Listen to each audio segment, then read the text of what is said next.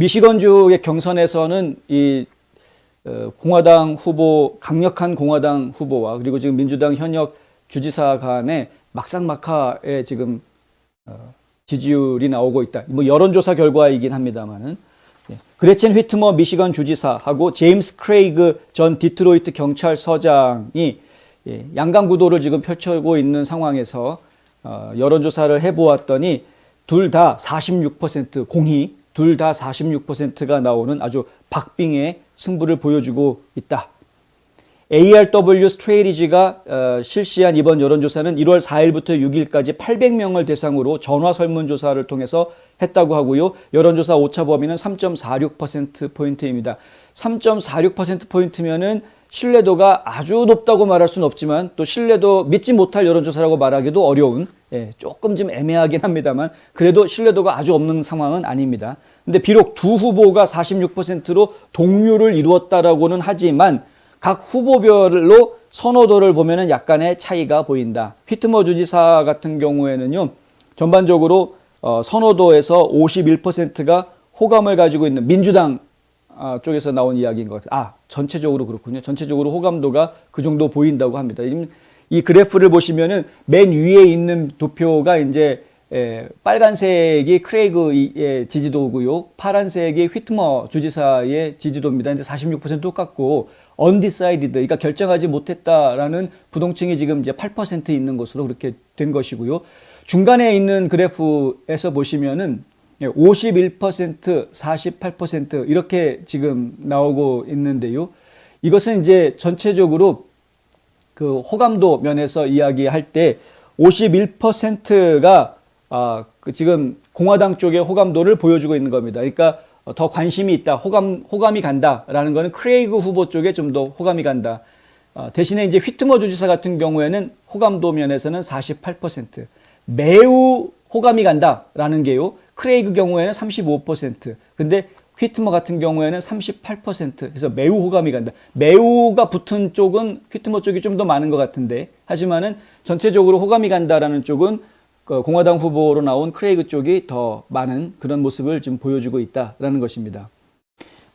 그리고 지금 맨 밑에 있는 거는 아직 결정하지 못했다라고 답한 사람들 중에서도 결정하지 못했다라고 답한 사람들 중에서는 지금 이제 크레이그 같은 경우에 공화당이나 민주당이나 거의 비슷하게 호감도를 가지는 낮은 호감도긴 합니다만은 보여주고 있지만 휘트머 같은 경우에는 공화당보다는 민주당 쪽이 좀 더 높은 호감도를 보여주고 있는 그런 모습이다. 그러니까 지금 민주당 같은 경우에는 휘트머 주지사 같은 경우에는 민주당 쪽의 지지를 얻어서 지금 갈 수밖에 없는 그런 상황이에요. 공화당 쪽에서는 휘트머 주지사에 대해서 호감도가 좀 낮은 편으로 보고 있지만은 하지만은 지금 크레이그 후보 같은 경우에는 공화당이나 민주당이나 공히 비슷한 호감도를 보여주고 있는 가능성이 있다라는 이야기죠. 미래의 가능성이 있다라는 이야기입니다.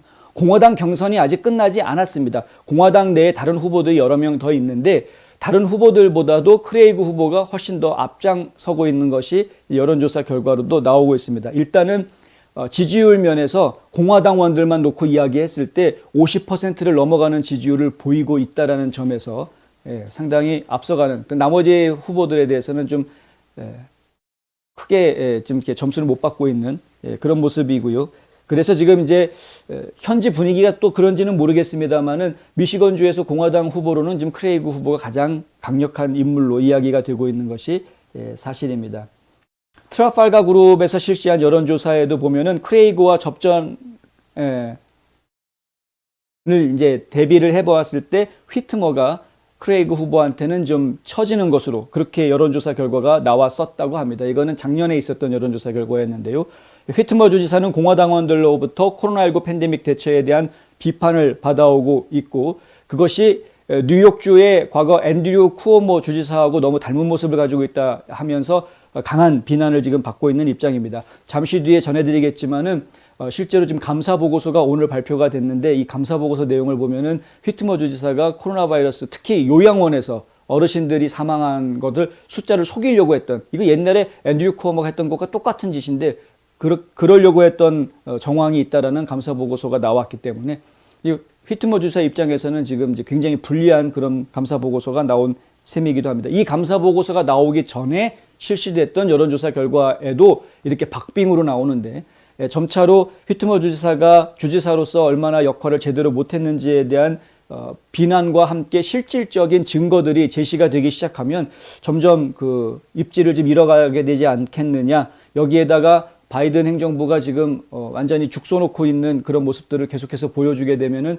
결국에는 미시건주의 주지사가 공화당 주지사로 바뀌는 상황이 올해 전개될 가능성도 점쳐볼 수 있겠다. 뭐 이런 이야기입니다. 크레이그 주지사 후보는 2020년 미니애폴리스 경찰관에 의한 조지 플로이드 살해 사건 이후에 디트로이트에서 일어난 시민 불안과 폭동에 대한 대처로 전국적인 주목을 받았던 인물입니다. 크레이그는 플로이드 사망 후에 경찰 예산을 삭감하자는 제안을 밀어붙였던 지역 관리들에 대해서 비판의 목소리를 냈던 사람입니다. 말도 안 되죠. 예. 경찰이 단속하다가 어쩌다가 한 명이 그것도 이제 범죄 용의자가 사망을 했다. 그런데 그것 때문에 경찰 예산을 삭감해야 된다? 뭐 해당 경찰이 지금 살인죄로 결국은 판결을 받지 않았습니까? 근데 그것 때문에 경찰 예산을 삭감하고 경찰력을 축소시키려고 한다는 건 미친 짓이죠. 말이 되는 소리를 해야 되는 건데 말도 안 되는 이야기들을 지금 시의회 의원이라는 이른바 준 정치인들이 그런 행동들을 하고 있다는 게 문제인 겁니다, 지금. 크레이그는 2020년 9월의 인터뷰에서 이는 항의 압력에 불과하다. 정치 지도부에 있는 일부 사람들이 시위대의 압력에 굴복하기 때문에 전국의 수장들이 대거 이탈하는 것은 우연이 아니다. 지지받고 있다고 느끼지 않는다만 현장에서 이 일을 하는 남녀들은 지지받는다는 걸 느끼지 못하고 있다. 그래서 정말로 이 압박에 대한 것이다. 그것이 결론이다. 그러니까 압박, 이 시위대의 압박에 의해서 굴복해가지고 경찰 예산을 깎으려고 하는 이런 말도 안 되는 짓을 해서는 안 된다라고 강하게 반대 목소리를 높였던 인물이다. 여러 차례 강조하지만은요, 법과 질서는 바로 세워져야 되는 것이고 특히 미국이라는 나라는 이 공권력을 잃어버리면 안 됩니다. 각 지방에서 여기저기에서 펑크 나기 시작하면 전체 나라가 한순간에 아수라장이 되는 건 정말 시간 문제입니다. 연방이 컨트롤할 수 있는 데는 한계가 있습니다. 근데 지금 보십시오. 2020년 여름도 그랬고 2021년도 그랬고 지금 시위가 벌어질 때에는 이미 한 곳에서만 벌어지는 게 아니라 무슨 게릴라 작전하듯이 전국에서 동시다발적으로 일들이 벌어집니다. 각 대도시들에서 동시다발적으로. 이미 조직화되어 있습니다. 이들이 전국적으로. 이렇게 전국적으로 조직화되어져 있는 사람들이 시위에 이 시의원들이라는 지방자치단체를 이끌어 나가는 정치 지도자들이 굴복하기 시작하면 그들은 망가지는 겁니다. 그들은 일반적인 시민 전체를 대변하는 사람들이 아닙니다. 폭력적인 사람들. 이 사람들은 절대로 일반 시민들을 전체를 대변하지 않습니다. 오늘이 마틴 루터킹 데이니까 한마디 더 드리자면 아침에 모닝 브리핑 때도 말씀드렸지만은 비폭력 저항운동 이 정신이 굉장히 중요한 겁니다. 만약에 그들이 지금 정부가 잘못하고 있는 부분에 대해서 비폭력 저항운동을 펼치고 있다면 귀 기울여 줘야 되겠죠. 그들의 목소리에 대해서 무엇이 문제인지 고쳐야 될 것 고쳐야 될 것이고 비폭력이니까 일단 대화할 수 있는 분위기가 있지 않습니까? 그런데 폭력적으로 나오게 되면 대화를 할 수가 없는 상황 아닙니까? 폭력을 휘두르는데 어떻게 대화를 합니까? 일단 진압부터 해놓고 볼 일이죠. 그리고 폭력을 저지르게 되면 그들의 정당성을 잃어버리게 되는 겁니다. 주장하는 바를 억지로 그들의 뜻대로 이루려고 하는 것인데 그들의 뜻이 과연 전체 주민의 뜻이냐? 대의 명분이 없다라는 겁니다. 폭력을 휘두르는 시위대들은 대의 명분이 없습니다. 그리고 그들은 범법을 저지르고 있는 겁니다. 법을 어기고 있는 것이죠. 그렇기 때문에 그들의 요구에 굴복해서는 안 되는 것입니다. 정상적인 시위대가 나타나서 정상적으로 요구하고 지적하고 대화를 요구하면 그때는 정치인들이 대화하고 그들의 의견을 받아들여야 될 준비가 되어져 있어야 하겠지만 폭력적인 사태에 대해서는 그렇지 않다. 경찰이 언제 필요한 겁니까? 폭력을 휘두르는 사람들한테 경찰이 필요한 것이죠. 그들을 진정시키기 위해서 폭력을 휘두르지 않는 사람들한테는 경찰이 필요가 없는 것 아닙니까?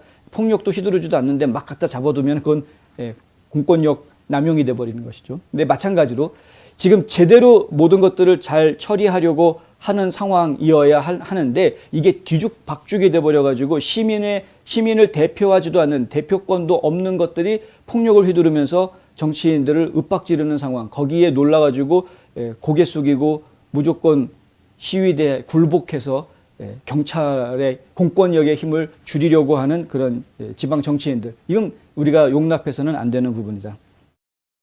근데 어쨌든 미시간주 선거를 볼 때 저희가 그런 이제 진짜 주민들의 의견이 무엇인지 표로 얘기가 될 겁니다. 표로. 물론 저들은 부정선거를 저지르려고 할지 모르겠으나 어쨌든 표가 이야기해 줄 것이다. 미시간주 선거 결과 저희가 그래서 단순하게 민주당이 이겼다, 공화당이 이겼다 뭐 이런 것들이 아니라 진짜 미시간주 주민들의 심중이 무엇인지, 그것이 진짜 민심이 무엇인지 우리가 읽을 수 있는 아주 좋은 주지사 선거전이 될 것으로 보입니다. 한번 기대해보고 계속 지켜보도록 하겠습니다.